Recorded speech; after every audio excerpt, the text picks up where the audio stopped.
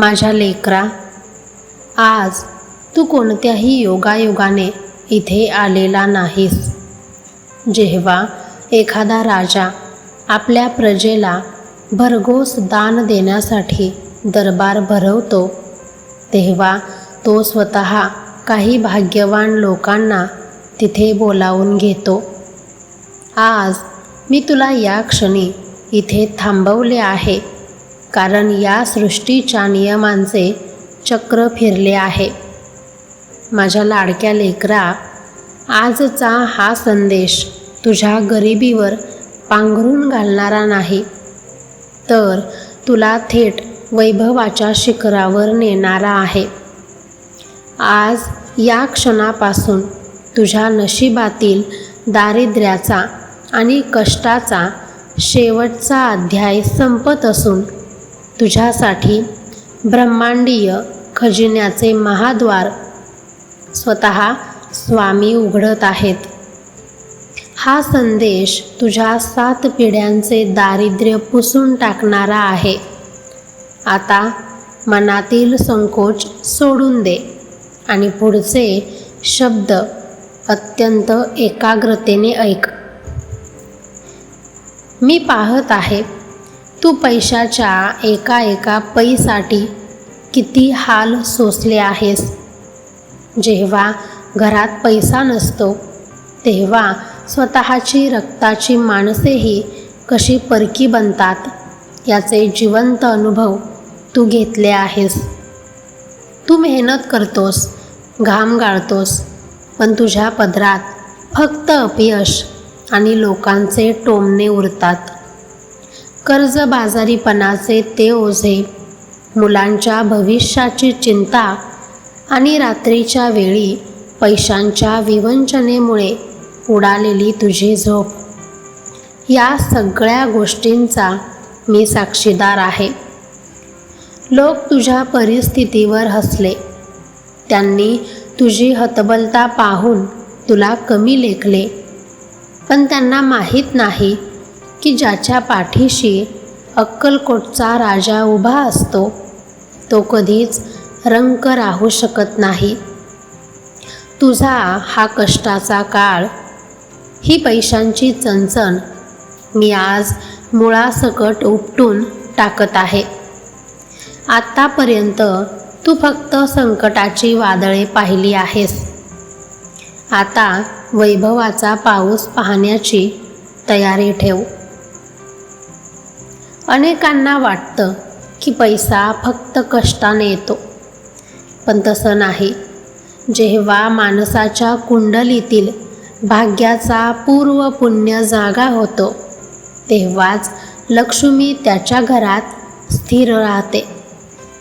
आज या दिव्य नक्षत्रावर तुझ्या जन्मापासून अडकलेले तुझे सुवर्णचक्र मी स्वतः गतिमान केले आहे. याचा अर्थ काय? नीट ऐक. इथून पुढे तुला पैशासाठी लोकांसमोर हात पसरण्याची गरज भासणार नाही. जो खजिना तुझ्या हक्काचा होता, जो तुझ्या पूर्वजांच्या पुण्याईचा भाग होता, पण काही वाईट शक्तींनी आणि लोकांच्या मत्सराने तो दाबून ठेवला होता, तो खजिना आज मी मुक्त केला आहे. पुढील काही दिवसात तुला अचानक अशा संधी मिळतील, जिथून पैशांचे नवनवीन मार्ग तुझ्या घरात थेट प्रवेश करतील. तुझा भाग्योदय आता कोणीही रोखू शकत नाही. माझ्या अनेक भक्तांची एकच तक्रार असते, स्वामी, आम्ही रात्रंदिवस कष्ट करतो, पैसा येतोही, पण तो डोळ्यांदेखत कुठल्या कुठे निघून जातो ते समजतच नाही. पैसा टिकत का नाही? कारण तुझ्या वास्तूच्या उत्तर पूर्व दिशेला, ज्याला आपण देवघर किंवा ईशान्य कोपरा म्हणतो, तिथे नकारात्मकतेचा, जुन्या वास्तुदोषाचा आणि लोकांच्या विषारी नजरेचा एक मोठा पहारा बसला होता. हा पहारा तुझी बरकत, तुझे ऐश्वर्य आणि तुझ्या घरातील अन्नाचा कण न कण स्वतःकडे खेचून घेत होता. पण आज हा अक्कलकोटचा राजा तुला सांगत आहे, मी माझ्या दैवी हातांनी तुझ्या घराची ती संपूर्ण दिशा, तुझ्या वास्तूचा उंबरठा आणि तुझ्या तिजोरीची जागा माझ्या तेजाने पूर्णपणे शुद्ध केली आहे. आजपासून तुझ्या घरात येणारा पैसा हा आजारपणात, कोणाच्या फसवणुकीत किंवा कोर्ट कचेऱ्यांमध्ये वाया जाणार नाही, तर तो तुझ्या घरात दुधावरच्या साईसारखा स्थिरावेल. तुझ्या वास्तूमध्ये आता चैतन्याचा, मांगल्याचा आणि प्रत्यक्ष कुबेराचा वास सुरू झाला आहे. ज्या घरात दरिद्री लक्ष्मीने ठांड मांडले होते, तिथे आता ऐश्वर्याची अधिष्ठात्री महालक्ष्मी स्वतः पावले टाकत आली आहे. पुढील 24 तासात तुझ्या घरात, तुझ्या व्यवसायाच्या जागी एक अद्भुत, हलके आणि अतिशय आनंदाचे वातावरण तुला स्वतःला जाणवेल. घरातील लोकांचे विनाकारण चिडचिड होणे थांबेल आणि आजारपणामुळे रखडलेली कामे अचानक मार्गी लागतील. हाच माझ्या आगमनाचा, तुझ्या घरात मी पाऊल ठेवल्याचा आणि तुझ्यासाठी खजिन्याचे महाद्वार उघडल्याचा सर्वात मोठा आणि अंतिम पुरावा असेल. बाळा, जेव्हा मी ब्रह्मांडाची चक्रे फिरवून तुझ्यासाठी वैभवाचे आणि यशाचे नवीन मार्ग उघडत आहे, तेव्हा तुला देखील एक जबाबदार आणि प्रामाणिक भक्त म्हणून काही कडक नियम पाळावे लागतील.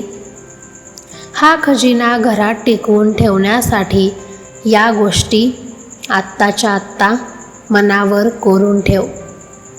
पहिली आणि सर्वात महत्त्वाची गोष्ट, इथून पुढे कधीही कोणत्याही व्यक्तीजवळ, मग तो तुमचा कितीही जवळचा नातलग का असेना, आपली आर्थिक चणचण, गरिबी किंवा पैशांचे रडू रडायचे नाही. तुझी गरिबी, तुझे संकट फक्त आणि फक्त तुझ्या देवाऱ्यासमोर मांड, कारण देण्याची, नशीब बदलण्याची ताकद फक्त देवात आहे.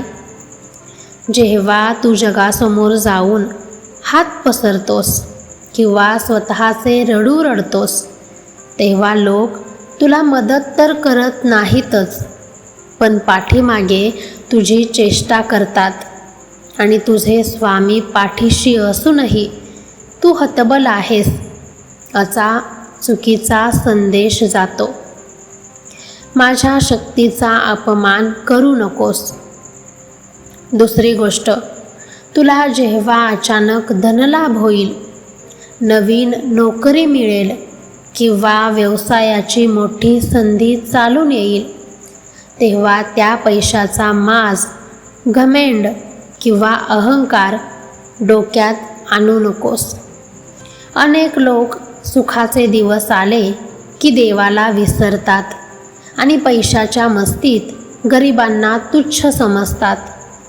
लक्षात ठेव, मी एका क्षणात रंकाचा राजा करू शकतो, तर राजाचा रंक करायलाही मला वेळ लागत नाही. सुखाच्या काळात नम्र राहणे, पाय जमिनीवर असणे, हीच माझ्या खऱ्या भक्ताची सर्वात मोठी ओळख आहे. तिसरी आणि अत्यंत प्रात्यक्षिक गोष्ट, तुझ्या कमाईतील, तुला मिळणाऱ्या नफ्यातील एक अतिशय छोटासा भाग जो तुला शक्य असेल, तो गरीब, अनाथ मुले, भुकेलेले लोक किंवा मुक्या प्राण्यांच्या सेवेसाठी नक्की वापर. जेव्हा तू स्वतःच्या स्वार्थापलीकडे जाऊन कुणा उपाशी जीवाचे पोट भरतोस, तेव्हा त्या जीवाच्या आत्म्यातून निघणारे आशीर्वाद थेट तुझ्या तिजोरीचे रक्षण करतात. तू जितके जास्त दान धरशील, तितकी लक्ष्मी तुझ्या घरात अक्षय राहील. हे नियम आजच पाळायला सुरुवात कर, कारण तुझ्या घरात आता सुवर्णाक्षरांनी नवीन इतिहास लिहिला जात आहे. आता पूर्णपणे निर्धास्त, शांत आणि समाधानी हो. माझ्या लाडक्या बाळा, तुझ्या आयुष्यातील चिंतेचे, कष्टाचे आणि त्या भयानक अंधाराचे दिवस आता कायमचे मागे सुटले आहेत. बघ, तुझ्या नशिबाच्या क्षितिजावर आता वैभवाचा आणि सुखाचा सूर्य अत्यंत प्रखरतेने उगवला आहे. आज मी तुला हे महाअभयदान देत आहे की तुझा हा पाठीराखा, हा अक्कलकोटचा राजा जोपर्यंत पाठीशी उभा आहे, तोपर्यंत तुझा केसही वाकडा करण्याची ताकद या संपूर्ण ब्रह्मांडात कोणत्याही वाईट शक्तीत किंवा कपटी शत्रूत नाही. लोकांनी तुला नाकारले, पण मी तुला स्वीकारले आहे. तुझ्या संसाराची, तुझ्या मुलाबाळांच्या भविष्याची आणि तुझ्या नोकरी व्यवसायातील अफाट प्रगतीची संपूर्ण जबाबदारी मी आज या क्षणापासून माझ्या स्वतःच्या खांद्यावर घेतली आहे. इथून पुढे जेव्हा जेव्हा तुला एकटेपणा जाणवेल, जेव्हा परिस्थिती तुला पुन्हा घाबरवण्याचा प्रयत्न करेल, तेव्हा फक्त डोळे बंद कर आणि मनातून मला हाक मार. तुला तुझ्या रक्ताच्या धावणाऱ्या श्वासात आणि हृदयाच्या प्रत्येक ठोक्यात माझ्या अस्तित्वाची जाणीव होईल. मी कुठेही लांब नाही, मी तुझ्या अतिशय जवळ आहे.